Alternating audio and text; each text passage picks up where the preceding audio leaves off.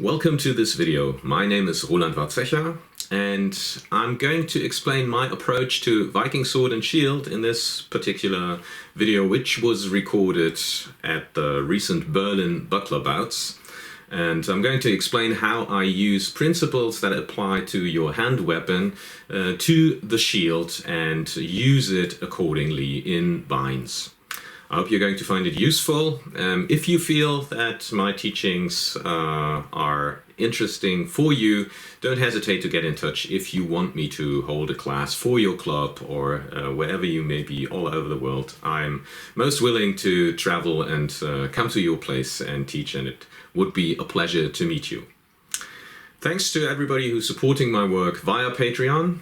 You are the ones who make it happen and enable me to go places and see and examine weapons in collections. And if you have not become a patron yet and have been considering it for a while, of course you are most welcome to join the community of supporters. You will find the according link in the video caption.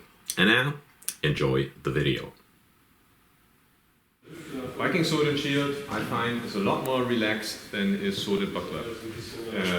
Of course, either one adheres to the same principles because it's sword and shield fighting, and martial arts principles are universal.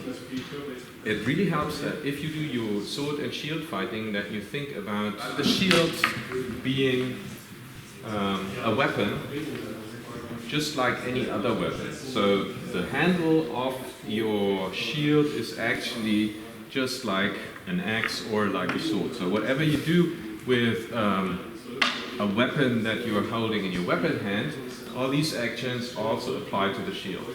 Yeah? If we look at it this way, that the stick, the handlebar of a flat center grip round shield is actually nothing else than a weapon, then we can use all the principles and technique that we use for our hand weapons and apply them to the shield.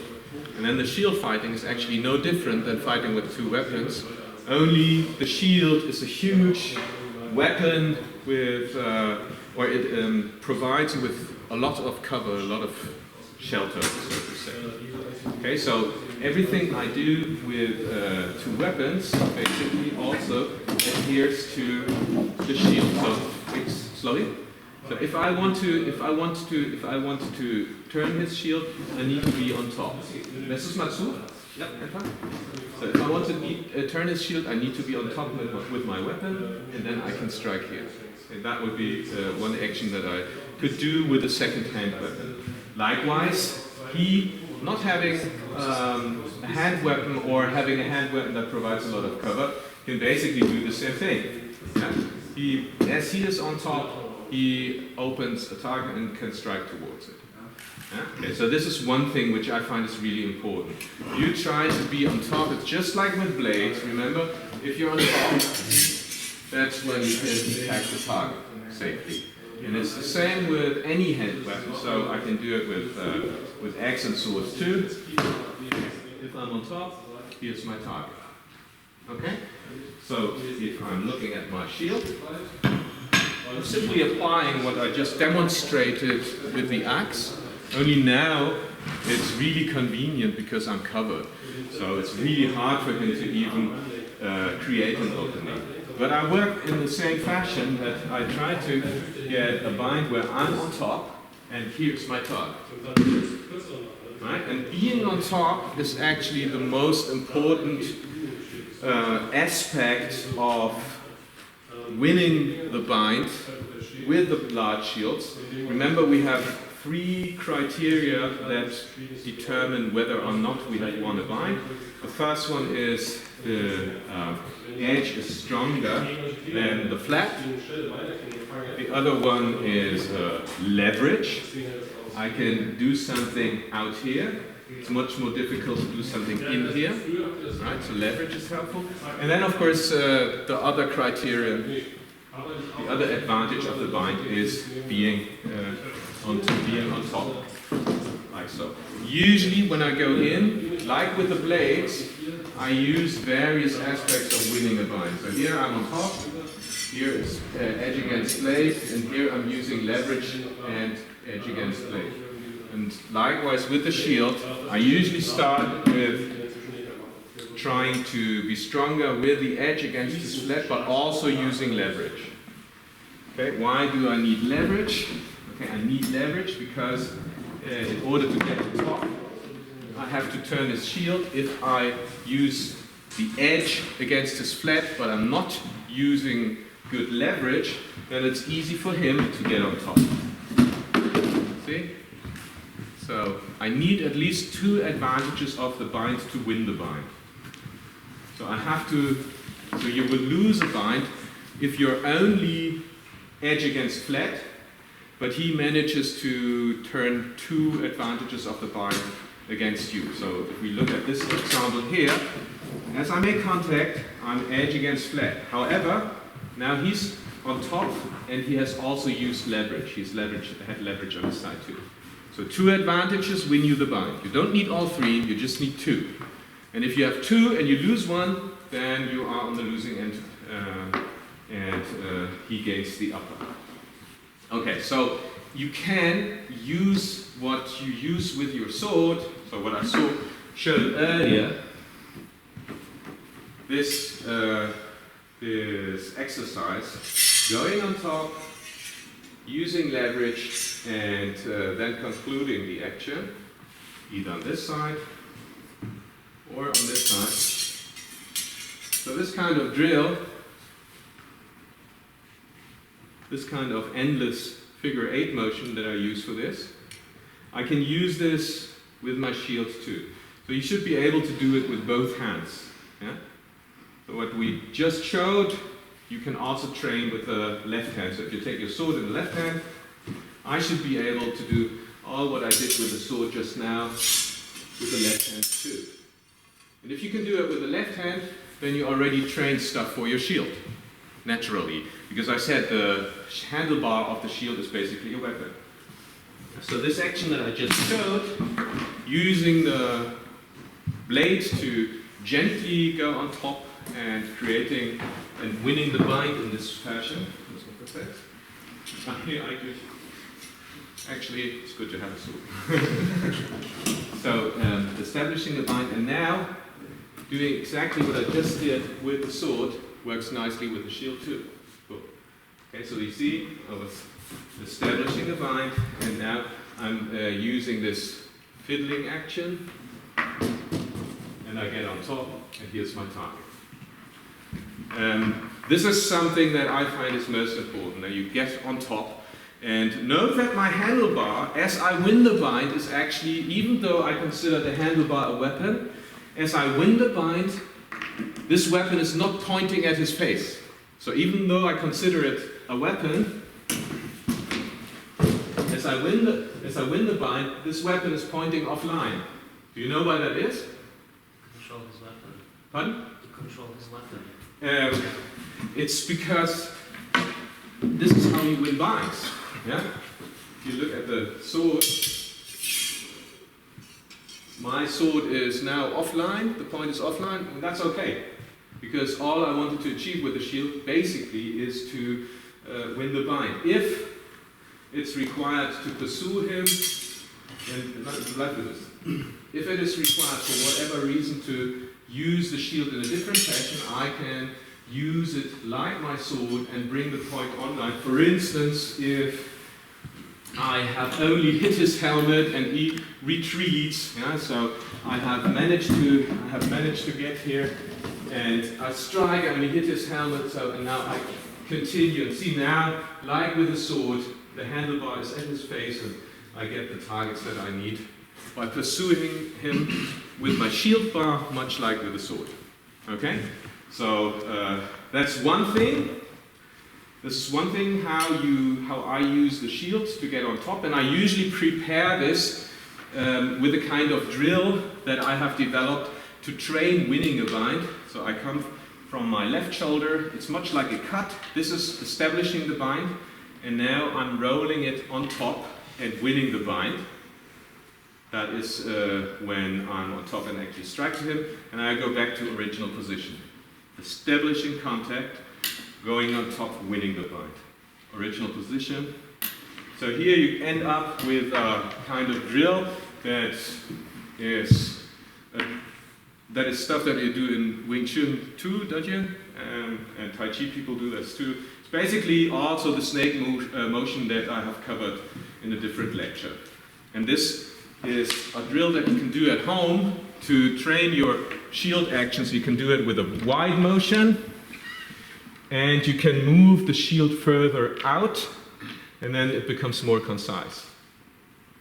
And if you put the sword onto it and keep your wedge, then you are in a position where you can enter like Joachim Meyer suggested to do with in the 16th century, that you already come from, that you act out of motion.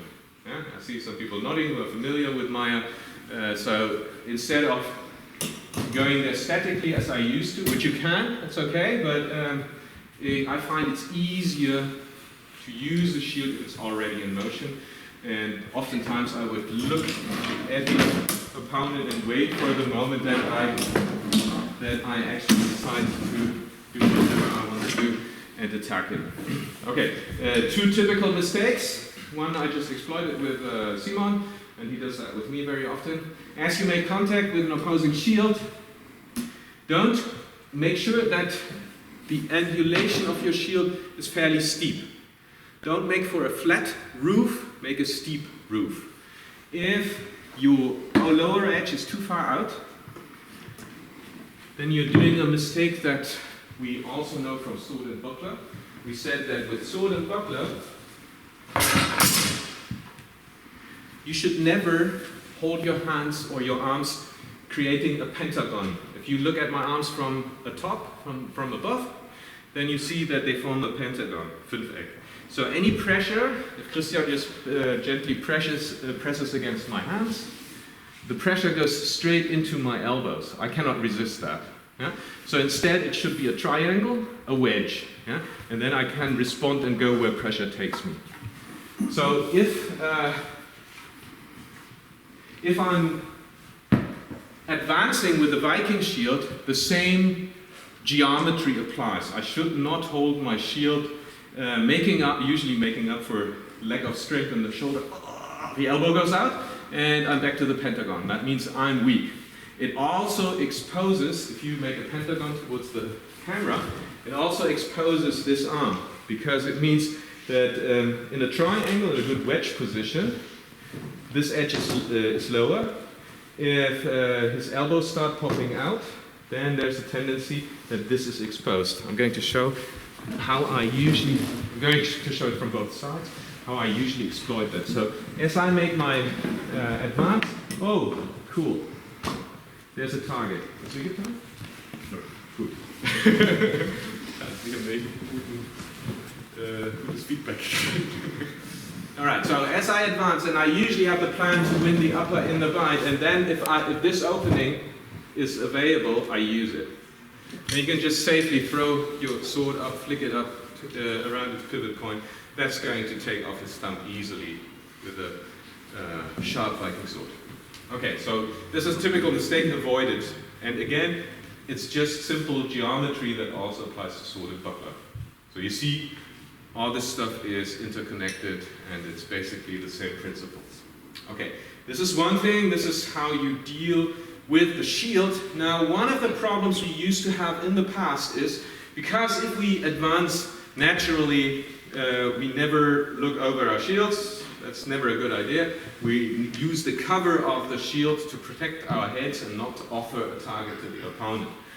But that also means that we don't see much. Yeah? Vision is obscured by these huge shields, which are nice to have. However, we don't see all too much. And so we sense our way. I can always see his legs, so I have a good idea where his position is. So now if I manage to get on top, right? Then in earlier times, there was a problem with this kind of blow towards the target, that, well, you can see that it's easier for him to avoid this in the first place, but oftentimes there would be this blade. So I fold over on the other side with my shield. I fold down his shield, I get a target, but there's also a menace, a new threat. A weapon that I did not manage to fold under my shield suddenly may appear. So lass mal zu, dass ich drüber. So if there is a weapon and I strike here, he can still thrust at me. Right? This is no good. Or he can strike at me. So as you come over the other side, you have to instantly deal with any weapon that you see on the other side. And you are prepared to do that by keeping both your weapons in touch with each other, so that when you manage to go on top, your weapon's already there. Now, if from here you use the kind of Sturzhau that we also, or Tverhau that we also use in sword and buckler, this kind of blow creates a barrier between you and your opponent. And so if you do manage to actually get on top and you are prepared to strike your Tverhau, if there's a weapon, this already creates a barrier. Yeah, so you're pretty safe.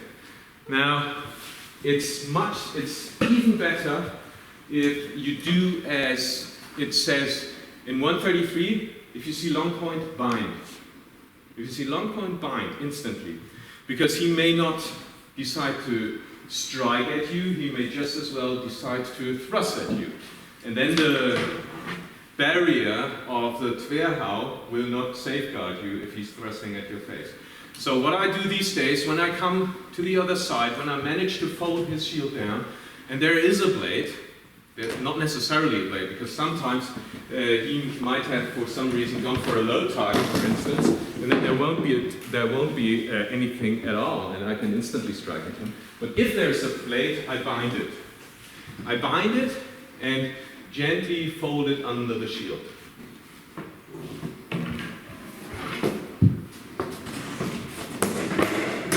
Stop. So at this point here, when I'm in the process of striking, but I may decide this point is somewhat too close to me. I bind, fold it under, and then strike. That's all that it is. Yeah? So whenever there's a weapon, fold it under. And the same applies for left-hander versus right-hander. So if you would take a shield and a weapon, kannst auch die Axt nehmen, die da liegt.